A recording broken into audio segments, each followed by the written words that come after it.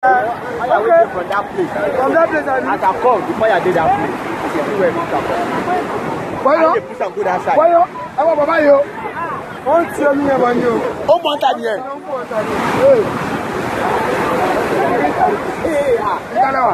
Itala don't want. I don't want to see me. I know the video. No, no, this.